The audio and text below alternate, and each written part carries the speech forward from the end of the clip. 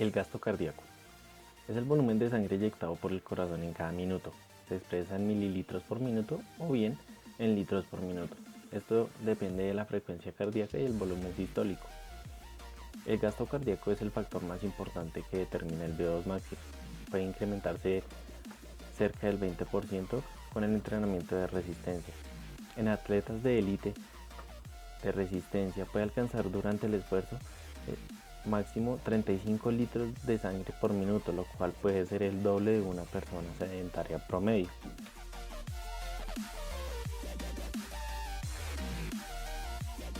La frecuencia cardíaca es la cantidad de latidos cardíacos por minuto.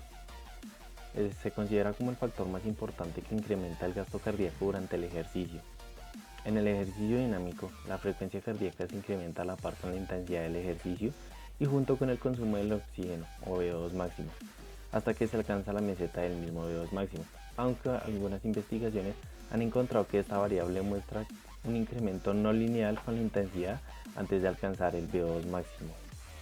La frecuencia cardíaca se puede medir por medio de electrocardiograma, palpación, auscultación, pulsometría, entre otras.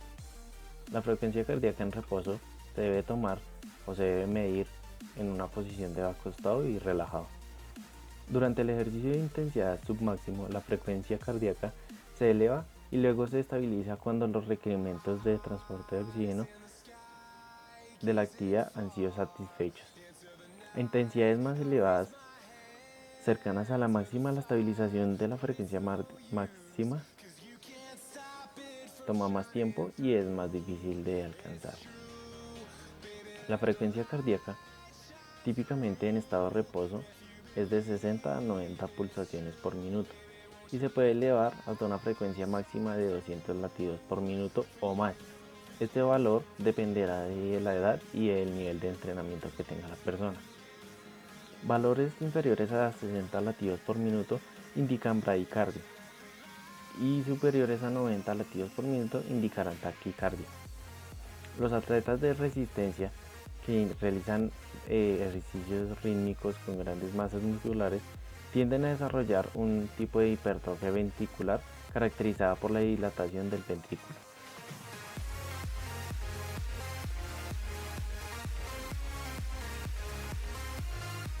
Igualmente, la frecuencia cardíaca máxima tiende a disminuir con la edad en una proporción de 10 latidos por minuto por cada década de vida.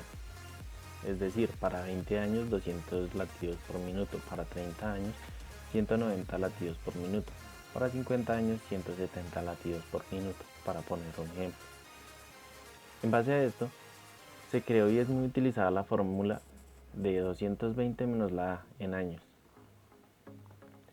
Se han identificado otras fórmulas con este fin.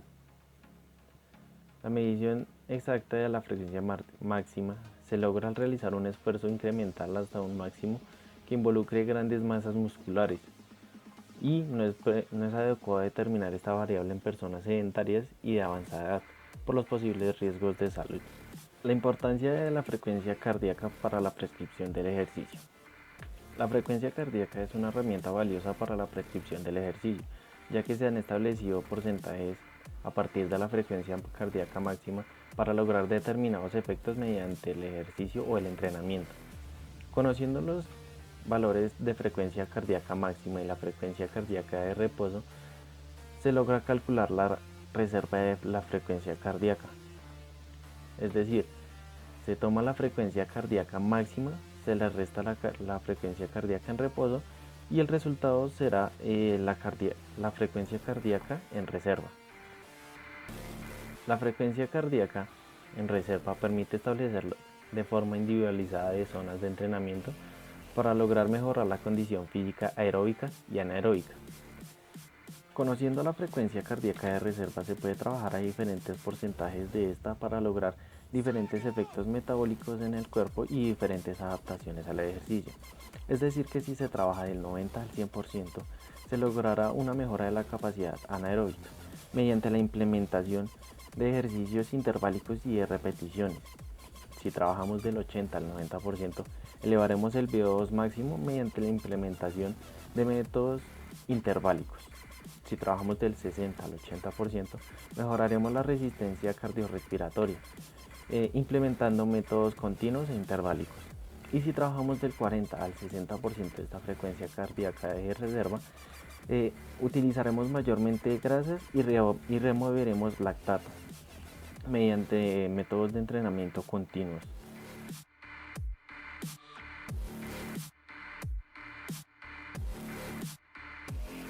El volumen sistólico. El volumen sistólico no es más que el volumen de sangre que bombea el corazón por sístole y se expresa en mililitros. A mayor volumen de eyección de sangre en cada latido llegará más sangre y más oxígeno a los músculos. Existen diferentes factores que favorecen el incremento del volumen sistólico en el entrenamiento. El primero es el incremento en la contracción del corazón, es decir, que hay una mayor fuerza de la contracción cardíaca. Y el segundo es un incremento de la capacidad de llenado del corazón, es decir, un mayor volumen diastólico. Al realizar un ejercicio incremental, el volumen sistólico tiende a incrementar hasta un 25% del VO2 máximo y luego tiende a estabilizarse. Es decir, que se considera que el volumen sistólico es probablemente la variable que más determina el factor limitante, las diferencias individuales en el gasto cardíaco y consecuentemente en el VO2 máximo.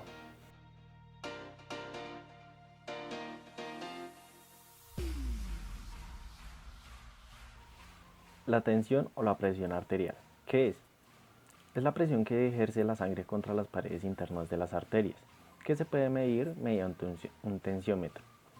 La presión arterial sistólica o máxima corresponde al valor máximo de la tensión arterial que se produce durante la sístole cardíaca, es decir, mediante la fase de la contracción y eyección de la sangre. La presión arterial diastólica o mínima es o corresponde al valor mínimo de tensión arterial que se produce cuando el corazón se encuentra en diástole, es decir, la fase de relajamiento y llenado. A continuación, encontraremos la clasificación de la tensión arterial para personas con 18 años o más.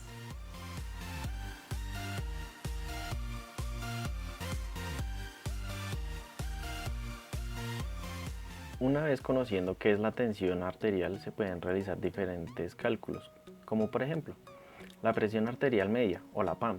¿Qué es la PAM?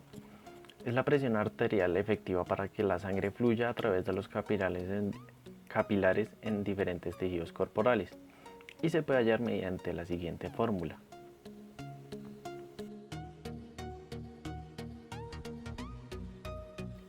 E igualmente se puede hallar o se puede calcular la presión diferencial o presión de pulso, que se puede hallar mediante la siguiente fórmula.